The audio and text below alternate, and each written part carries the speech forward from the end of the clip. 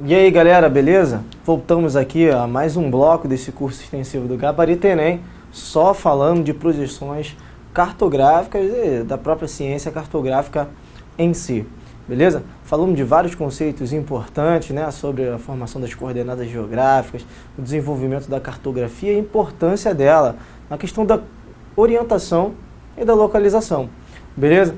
Nós vamos continuar falando agora de cartografia, mas nós teremos que conceituar algumas coisas importantes sobre os movimentos do nosso planeta Terra. Nós sabemos que o planeta Terra existem dois movimentos, né?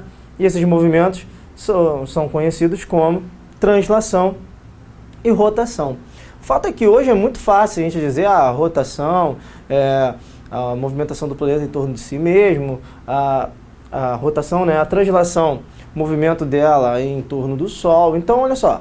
É muito fácil de conceituar rotação e translação nos dias atuais, beleza? O fato é que, imagina naquela época, há muito tempo atrás, mesmo há 1000 anos atrás, né? Como é que seria dizer que o planeta Terra era esférico, né? O que já aconteceu de inquisição da Igreja Católica, né?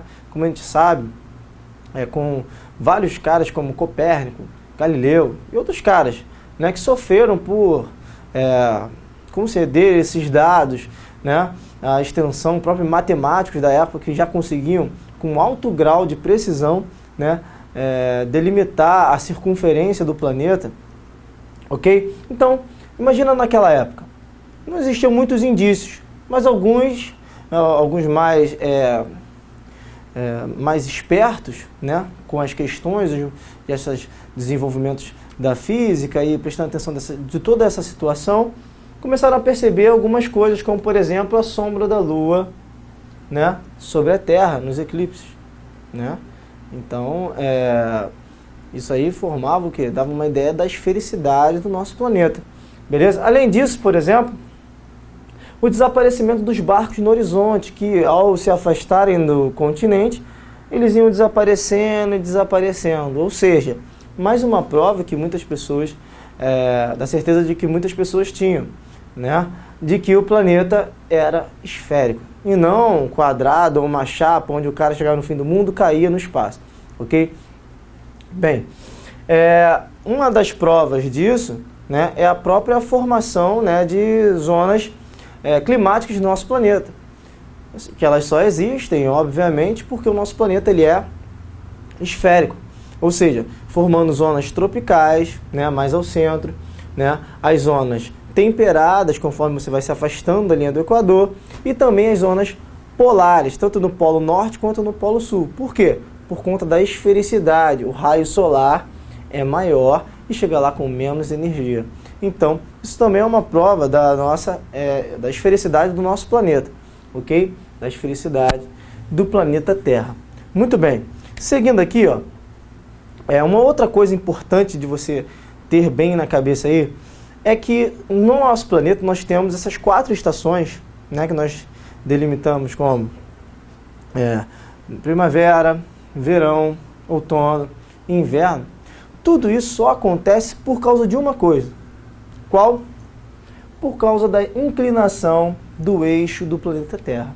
Quando você vê um mapinha, por exemplo, né, esse mapa aqui que mostra, né, a esfericidade do nosso planeta a partir das zonas climáticas, ó, no centro mais quente, conforme você vai se afastando em amarelo, né, nós temos regiões conhecidas como regiões temperadas, tanto ao norte quanto ao sul, e as regiões polares, né, que são regiões mais frias, dando a ideia da esfericidade do nosso planeta.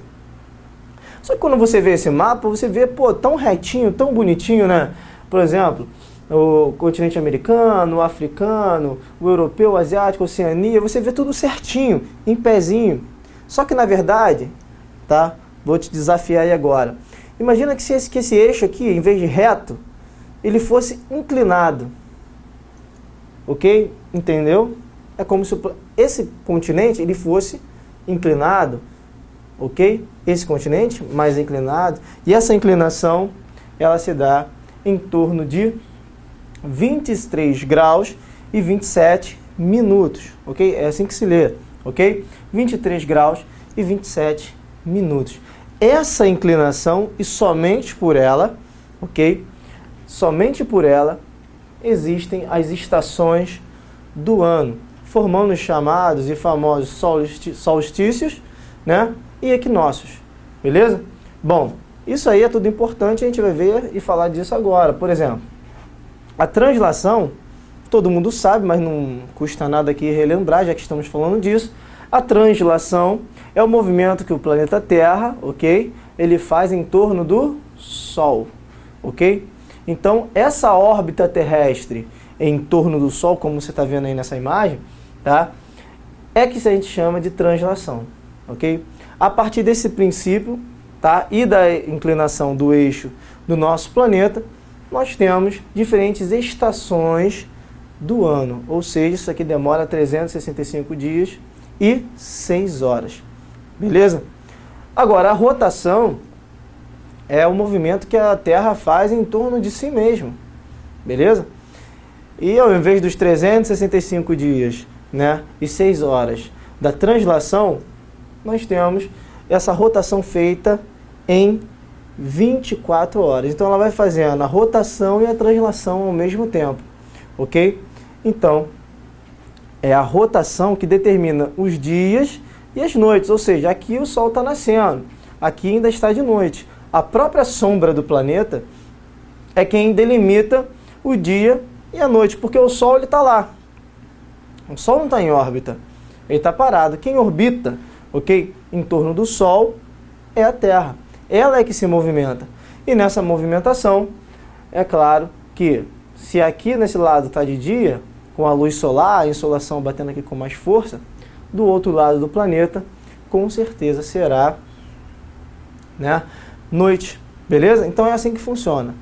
O Sol, ele ilumina uma parte do planeta, a própria sombra do planeta, isso aí é uma questão física, faz com que no outro lado do planeta seja noite, beleza? Então isso aqui é muito claro, isso aí você já tem conhecimento. Mas talvez você não tenha muito conhecimento sobre esse segundo caso que eu vou falar nesse bloco, que são chamados de solstícios e equinócios. Ora, o solstício de verão, né, ele vai acontecer num determinado ano no hemisfério norte e também no hemisfério sul. Ou seja, é a chegada do verão, tá? Mas o que determina a chegada do verão, ok? Isso aqui é o que delimita exatamente o que a gente chama de solstício. Solstício é um fenômeno, ok? Por isso que, por conta da esfericidade e dessa inclinação do eixo do planeta, que determina a chegada do verão ou do inverno, e é totalmente relativo. Se no norte é verão, ok? Se no norte é verão, no sul será inverno. E o inverso também é verdadeiro. Se no sul é verão, no norte será inverno. Beleza? Então vamos lá. O que seria um solstício? O solstício, durante o solstício, né, no caso de verão, os raios solares incidem perpendicularmente, ou seja, de forma reta, ok? Em cima dos trópicos de Câncer e de Capricórnio. Opa! Se o Sol incide diretamente, ó, o planeta Terra ele é inclinado, se o Sol incide diretamente, perpendicularmente, de forma reta, ok? Sobre o trópico de Câncer, é verão no hemisfério norte. Se ele incide de forma perpendicular no trópico de Capricórnio, será o verão aqui, onde nós estamos, no hemisfério sul. Beleza? Todo mundo entendeu isso? Vai ficar mais claro quando eu mostrar aqui o esquema e o mapa representando essa situação. O equinócio, tá? Ou os equinócios, tá? Eles também são relativos um ao outro, ok? Porque delimitam, né, ou a primavera ou o outono, que são estações que precedem aí o verão e o inverno, ok? Então, repare, os raios solares, em vez de incidirem diretamente sobre o trópico de Câncer ou sobre o trópico de Capricórnio, eles vão iluminar o planeta, ou seja, as duas partes do planeta, tanto o norte quanto o sul, da mesma forma. No verão, o que acontece? Há uma maior iluminação, se for no verão no hemisfério norte, no trópico de Câncer. Se for, né, no trópico de Capricórnio, vai ser na região sul. Agora, quando o Sol ilumina tanto o norte quanto o sul de forma igual, ok? Sem incidir diretamente sobre os trópicos, o que vão determinar o verão tanto no norte quanto no sul, se ele incide diretamente, ok? Ou de forma igualitária, tanto no norte quanto no sul, nós temos a primavera e nós temos também o outono, ok? Dependendo aí da estação ou da região do planeta, beleza? Então nós temos aqui, ó, os raios solares incidem perpendicularmente à linha do Equador. No verão, no hemisfério norte, incide diretamente no Trópico de Câncer, tá? Nos equinócios, ok? Nós temos a incidência dos raios solares diretamente na linha do Equador, o que faz com que as duas partes do planeta sejam iluminadas de igual forma, ok? Então, até mesmo o conceito da palavra equinócios, ok? Significa, tá, que o planeta está sendo iluminado de forma igual nos hemisférios norte e nos hemisférios sul, no hemisfério sul, ok? Bom, isso aqui para você entender. Enquanto o planeta vai orbitando, ok, em torno do Sol, esse eixo dele que é inclinado 23 graus e 27 minutos, ele não se altera, ele fica inclinado. Então ele vai cumprindo essa órbita em torno do Sol com essa inclinação. Para a gente poder entender, repare, ó, aqui já está com a inclinação, tá? De repente você não conseguiu visualizar na hora que eu falei, mas repare que ele não está retinho, certinho, ele é inclinado, ele tem a inclinação, beleza? E essa inclinação, por exemplo, o Sol, imagina que minha mão aqui é o Sol, beleza? O Sol, ele vai bater, por exemplo, isso aqui representa um equinócio, beleza? No equinócio, as duas partes do planeta são iluminadas de forma igual, porque o raio solar incide sobre a linha do Equador. Então, a mesma iluminação que vem para o norte, vai para o sul, ilumina as duas partes do planeta de forma igual, beleza? Isso no equinócio. Pode delimitar tanto a primavera quanto o outono, tá? Depende da estação do ano sequente, a próxima estação do ano, a sequência de estações no ano nesse hemisfério. Nesse aqui, nesse outro globo aqui, já está representado o solstício. Por quê?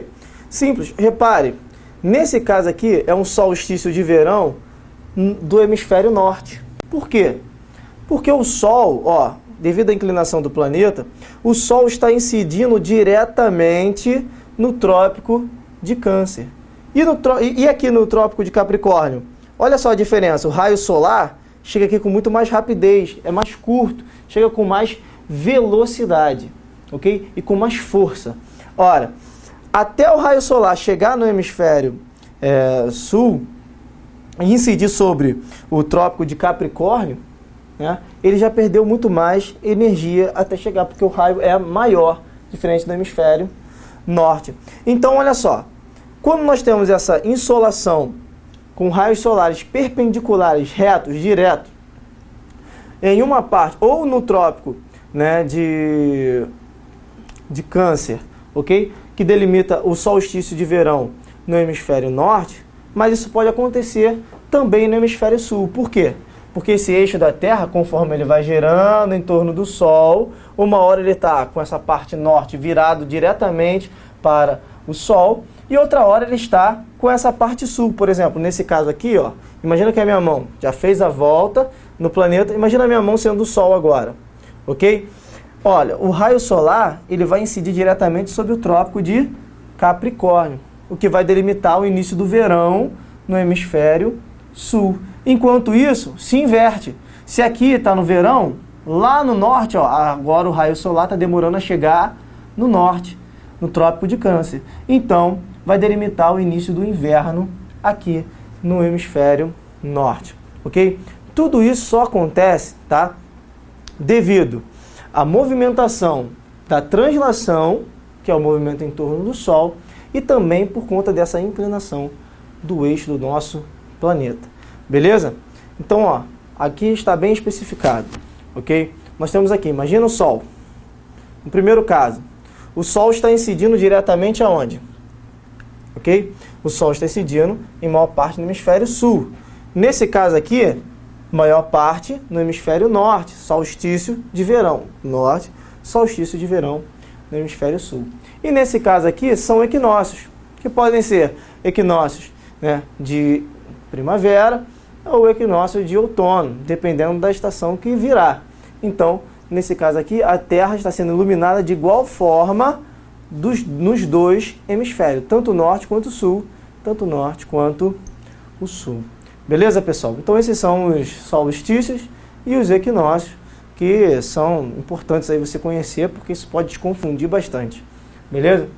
Então, na sequência, e até por conta, né, também dessa movimentação do nosso planeta, né, principalmente agora nos ater, a gente falou da translação, e agora nós vamos nos ater à movimentação da rotação, ok? A rotação é que determina o horário aqui no nosso planeta, ou seja, os dias e as noites, ok? Eles são determinados porque a rotação ela é feita em torno de si, a Terra faz essa movimentação em torno de si mesma, e a partir disso nós temos dias e noites, simples. A partir desse princípio foram criados os chamados fusos horários. Mas o que seriam esses fusos? Simples.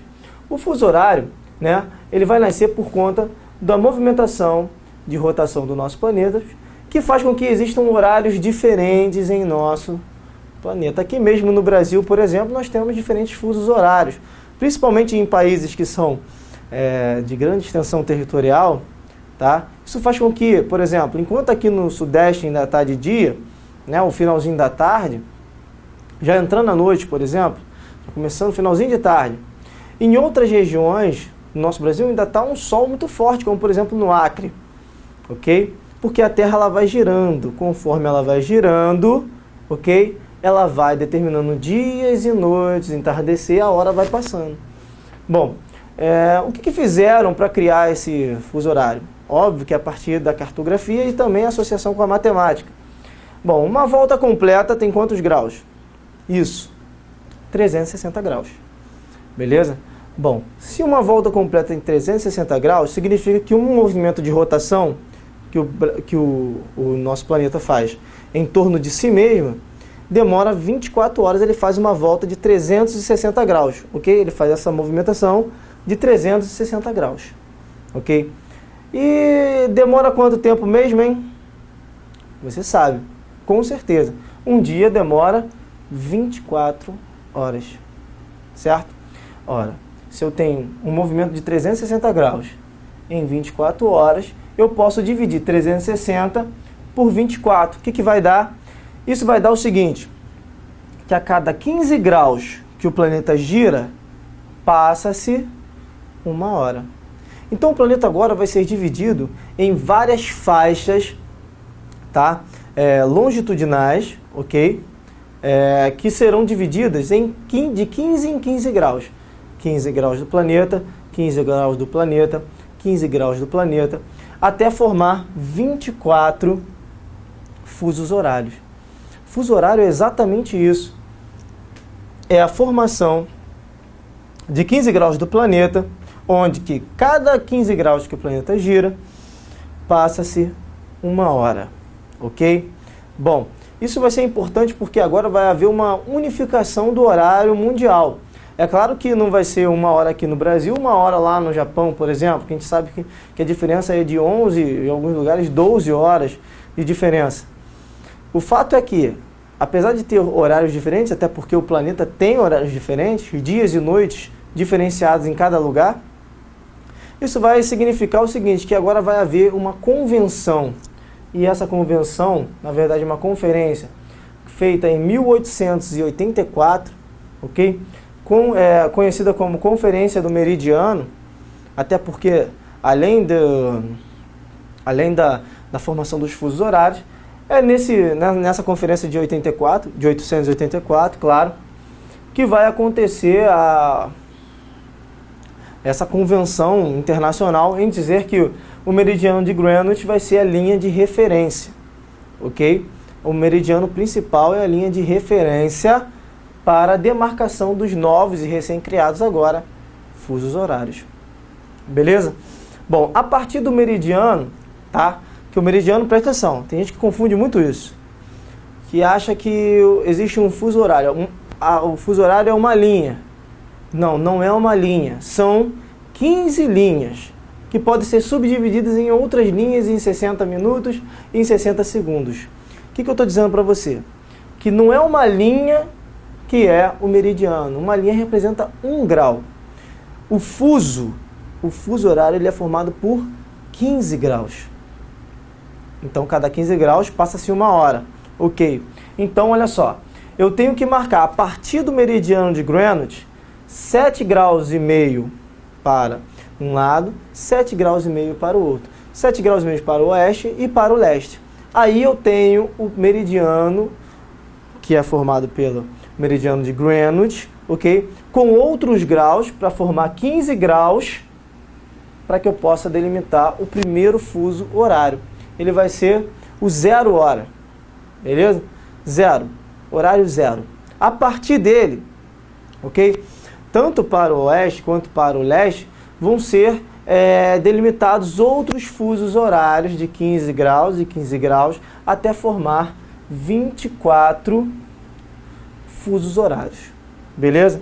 Então, isso vai ser importante porque vai haver uma unificação, né? Uma unificação de todo o horário no planeta inteiro, ok? Ou aqueles que passam a se submeter. Bom, para você visualizar, né, coloquei esse mapinha aí que com certeza você está vendo, né? Esse mapa aqui do fuso, né? Tem outros mapas que eu vou colocar aqui para vocês. Ele vai ser super importante. Por quê? Simples. Repara o que eu disse aqui, ó. O zero grau, né, é o meridiano de Greenwich, mas não é uma linha, ok? Não será uma linha que formará um fuso horário. Na verdade, um fuso horário ele é formado, os fusos horários são formados com 15 graus, ou seja, você vai precisar de muito mais do que uma linha, ok? Então, a cada espaço de 15 graus do planeta, isso aqui a gente chama de um fuso. Ou seja, a partir de agora, o horário de toda essa faixa do planeta vai ter a mesma hora. Vai ser a mesma hora aqui na Europa, nessa parte aqui da África, aqui na Antártida, ok? Então, todos esses locais do planeta que passam por esse fuso terão a mesma hora. Então, olha só, tanto para oeste quanto para leste vão ser demarcados a partir do meridiano de Greenwich, beleza? Vários outros fusos, então outro fuso para leste, outros fusos, até se formar os 24 fusos ou partes do planeta longitudinais que formam o nosso planeta. Beleza? Ok? Entendido isso? Muito bem. Um fator muito importante que tem que ser lembrado, ok, é que conforme eu me movimento para o oeste, as horas elas vão diminuindo, ok? Por exemplo, se você tem um celular, você vai reparar o seguinte, que quando você vai ajustar a hora, tá lá, menos 3 GMT, né? O que é isso? Na verdade, essa sigla está em inglês, seria Greenwich Meridional Time, ok? Ou seja, tempo ou hora, horário oficial do meridiano de Greenwich. Ou seja, esse menos 3 significa que você aqui no Brasil, se você está no horário de Brasília, ok? Somente aqueles estados, porque nós temos mais de um fuso horário no Brasil. Talvez você não saiba, a gente vai falar daqui a pouco.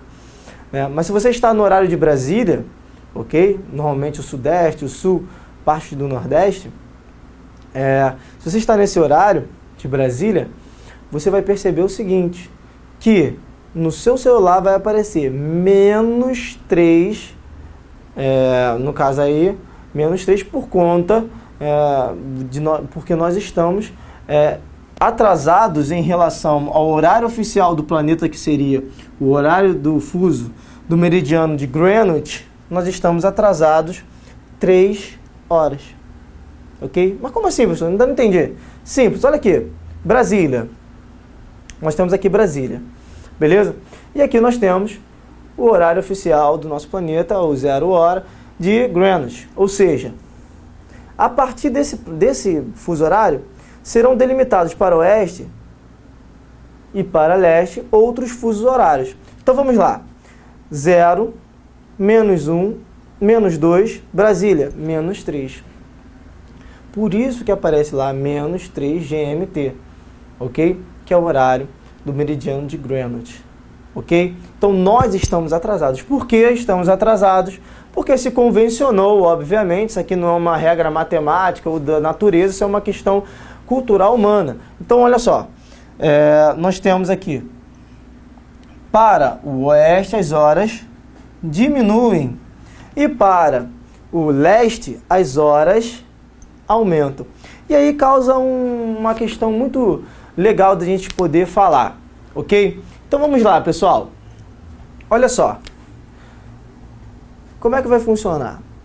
Se aqui é meia-noite, no horário do meridiano de Greenwich, que horas seriam aqui no Brasil, no horário oficial de Brasília? Simples. A cada fuso horário que eu me movimento, se modifica 1 hora, porque a cada 15 graus do planeta passa-se 1 hora. Então eu tenho agora, né, aqui nesse fuso horário principal do planeta, ok? 0 hora. Que horas seriam aqui em Brasília? Simples. Se eu vou para o oeste, as horas diminuem. Se eu for para o leste, as horas aumentam. Beleza? Como nós estamos a oeste do horário que nós queremos encontrar, se aqui são 0 hora ou meia-noite, ok? Eu vou diminuir. A cada fuso que eu me movimento, eu vou diminuir 1 hora, porque eu estou indo para o oeste. Então, 0 menos 1 hora, exatamente, 23. Menos 1 hora, 22. Menos 1 hora, 21. Então, ao mesmo tempo, ok? Ao mesmo tempo que aqui no Brasil, no horário de Brasília, são 21 horas, ok? Ou 9 horas da noite, lá em Londres já serão meia-noite. Então, por exemplo, se você tem um amigo agora que está, por exemplo, na cidade de Londres, ok? Na Inglaterra, ok? E aí são 21 horas aqui no Brasil, você resolve ligar para ele, porque está cedo ainda, 9 horas, por que é isso? E você vai, pega o telefone e liga para ele. Você está achando que está ligando às 9 horas, e tá, mas horário de Brasília, porque lá ele já está dormindo há muito tempo. A não ser que ele seja uma sexta-feira ou um sábado, esteja na noite. Mas se for uma segunda, que ele vai trabalhar no outro dia, com certeza ele já está dormindo há muito tempo. Porque lá já são meia-noite, ou seja, ao mesmo tempo, simultâneo, ok? Bom, isso foi um exemplo. Vamos dar um outro exemplo para que você possa se situar melhor com essa questão dos fusos horários. Então vamos lá. Se aqui no Brasil, né, no horário de Brasília, por exemplo, são 4 horas. 4 horas da tarde. Vou botar 16 aqui. 4 horas, beleza? Da tarde. Que horário seria aqui no Cairo, no Egito? Bom, se eu me movimento para o oeste, as horas diminuem. Se eu me movimento para o leste, as horas aumentam. Então vamos entender bem isso aqui? Bom, eu estou no Brasil. Quero saber a hora no Cairo, ok? Vamos lá. Quero saber a hora no Cairo. É simples, eu vou andar para o leste, então as horas vão aumentar. Ah, mas professor, aqui está menos. Gente, essa numeração que tem aqui embaixo, normalmente no mapa de fusos horários, só diz a relação desse fuso com o meridiano principal. Ou seja, em relação ao meridiano de Greenwich, ou ao fuso de Greenwich, esse fuso aqui está com a hora diminuída em 1 hora, esse com 2 horas, menos 3 horas, menos 4 horas, e esse aqui, mais 2 horas, mais 3 horas em relação ao meridiano principal, ou ao fuso principal, ao fuso de Greenwich. Beleza? Isso não significa nada. O fato é que toda vez que eu me movimento de um fuso para o outro, ou aumenta ou se diminui 1 hora. Como é que vai aumentar? Quando eu vou para o leste. Quando é que vai diminuir? Quando eu vou para o oeste. Nesse caso aqui, de Brasília para o Cairo, eu estou indo para o leste. Então as horas vão aumentar. Se aqui são 16, aqui vão ser 17, 18, 19, 20, 21. Então, se no Brasil, horário de Brasília, são 16 horas, ou seja, 4 horas da tarde, ao mesmo tempo lá no Cairo, no Egito, okay? Na África, nós teremos o horário de 21 horas ou 9 horas da noite. E agora você pode se divertir aí encontrando vários horários, por exemplo, descobrindo se você, o horário agora que você está vendo essa videoaula, você pode descobrir que o horário é em qualquer região do mundo. Por quê? Hoje existe um sistema chamado fuso horário, que é uma interligação entre todos os horários do mundo, que é, óbvio, criação e tão necessário por conta do capitalismo. Beleza? Vamos apagar isso aqui agora para a gente dar sequência à nossa aula. Vamos lá. Dando sequência aqui à nossa aula, ok? Nós temos também, além do fuso horário, que é óbvio que é muito importante, nós temos ainda uma linha de mudança de data, ok? Quando é que muda, além do horário, teve que se convencionar também uma linha em que determinasse a mudança de data, ou seja, o dia mudou quando? Quando passou de qual linha? Senão a gente não ia saber nunca, né? Simples, foi convencionada que o antimeridiano, ok? Que é o inverso, tá? Por exemplo, o meridiano principal, a Terra é esférica, nunca se esqueça disso. Se nós temos o meridiano de Greenwich, passando aqui desse lado, no outro lado da esfera nós temos o antimeridiano, que forma o círculo, ok? Então, meridiano, antimeridiano. No caso, o meridiano de Greenwich, ok? Que é o marco inicial. E o antimeridiano, ok? Vai determinar a linha internacional de mudança de data. Inclusive, aqui nós temos aqui uma diferença. Por exemplo, aqui nesse lado, nós ainda estamos no século XX, nesse caso, aquele período de mudança do século, ok? E aqui nós já estamos no século XXI, ok? Por quê? Porque somente após a passagem por essa linha de mudança de data é que nós consideramos, ok, que tenha passado um dia ou mudança, no caso aqui do milênio, para essa região do planeta. Beleza? Então, dando sequência aqui. Uma coisa importante, além de tudo que a gente já falou, tá, é que existem também dois tipos de fusos horários. Não exatamente de fusos horários, mas sim de limites, ok? Porque a linha do meridiano ela é uma linha muito rígida. Ela corta países, ela corta o estado. Por exemplo, imagina, se você está de um lado do teu bairro, que está num fuso, está 1 hora adiantado do que o outro lado do teu bairro. Imagina isso acontecendo com a sua cidade. Aí, de repente, você sai do teu trabalho do outro lado do fuso, mas só porque corta a tua cidade, você chega 1 hora atrasado, ou então, em outros casos, 1 hora adiantado. Isso não pode acontecer, obviamente. Então, foram criados os chamados limites práticos. E o que seria isso? Simples. É uma inversão do limite teórico. Limite teórico é aquela linha rígida, exatamente como eu falei. É onde passa o meridiano. 15 graus, passou o meridiano ali, aqui é um horário, a partir desse meridiano, mais 15 graus, outro horário. Fora isso, foram criados os limites práticos, ou seja, é uma adaptação, tá? É uma adaptação daquele meridiano, daquela linha, para envolver aquela outra parte. Então, são distorções nas linhas dos meridianos para colocar todo um país no mesmo fuso. Por exemplo, o Brasil não consegue fazer isso, não. A distorção seria gigantesca, porque o Brasil é muito grande. Imagina, a Rússia, por exemplo, que é a maior extensão territorial de um país, né? Tem o maior território do mundo. Imagina um fuso só na Rússia, né? A Rússia existem vários fusos. No Brasil nós tínhamos 4, hoje são 3. Bom, isso a gente vai ver, beleza? Mas o importante é isso, que os limites práticos eles foram criados para poder adaptar o território de um país ou de um estado, por exemplo, com o mesmo território da outra parte, beleza? Dando sequência aqui para você poder entender, né? Nós temos aqui então os limites práticos, ok? Ó, repare, se você analisar, por exemplo, o horário, né? No caso aqui do meridiano de Greenwich, beleza, nós temos aqui, ó, por exemplo,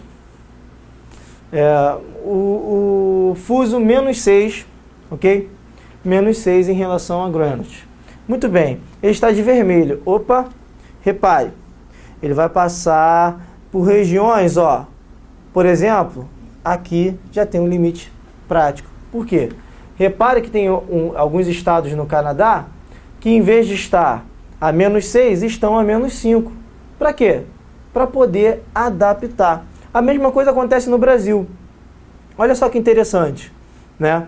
Mesmo a Argentina, que não tem nenhum território, olha só, nenhum território a -3, por conta de questões econômicas, né, que envolvem todo o continente sul-americano, ela pertence, tem o seu horário total voltado para o -3, igual ao horário oficial de Brasília. Ora, isso aqui é o quê? É uma adaptação, ok? É uma adaptação. Por exemplo, partes do Nordeste, se fosse o caso, teriam que estar a -2 horas em relação a Greenwich. No entanto, continuam a -3. Então, são alternativas que os países preferem adotar para poder, por questões econômicas, culturais também, sociais, óbvio, manter todo o país ou toda aquela região do país em um fuso só, para que não haja alterações de fusos horários ou de diferentes horas dentro de um país. Quando não é possível, tenta-se colocar o máximo, né, ou diminuir o máximo o número de fusos, que às vezes é prejudicial para a questão social, para a sociedade, ok? Principalmente questões econômicas. Bom, entendido isso, vamos falar aqui de fusos horários no Brasil. Ora, no Brasil é um país muito grande, extensão praticamente continental, né? Por conta dessa grande extensão territorial, o Brasil tinha 4 fusos horários, ou seja, na verdade ainda tem, mas eles eram realmente fusos horários, ou seja, fusos práticos, né? Além de serem teóricos. Ainda, até hoje nosso país tem 4 fusos horários teóricos, mas esses fusos que são hoje chamados só de teóricos, eles eram realmente adotados pelo Brasil. O que não é mais, já que nós temos agora praticamente somente 3 fusos práticos. Nós temos 3 fusos horários, ok? Por exemplo, como mostra essa imagem. Nós temos aqui, ó, repare, a linha do fuso -2 foi alterada para englobar toda a região nordestina no -3. Aí você pergunta assim, se englobou toda a região nordestina, por que nós temos o -2? Simples, gente. Nós temos as ilhas e a principal sendo Fernando de Noronha, claro. Ok? Então, Fernando de Noronha, que pertence ao nosso país, ela faz parte do -2 horas em relação a Greenwich. Aí nós temos aqui o sul, partes do centro-oeste, né, como Goiás, Distrito Federal, né, por isso o horário oficial de Brasília, né, o sudeste, partes do norte, toda essa região em amarelo do nordeste, nós temos o -3 horas, é o horário oficial de Brasília, ok? Aí, -4 horas, no próximo fuso, ok? Nós temos principalmente a região norte a centro-oeste do país, que tem um outro horário.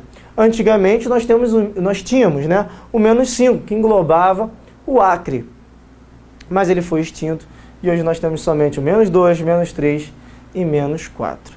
Beleza, pessoal? Informações assimiladas? Muito legal.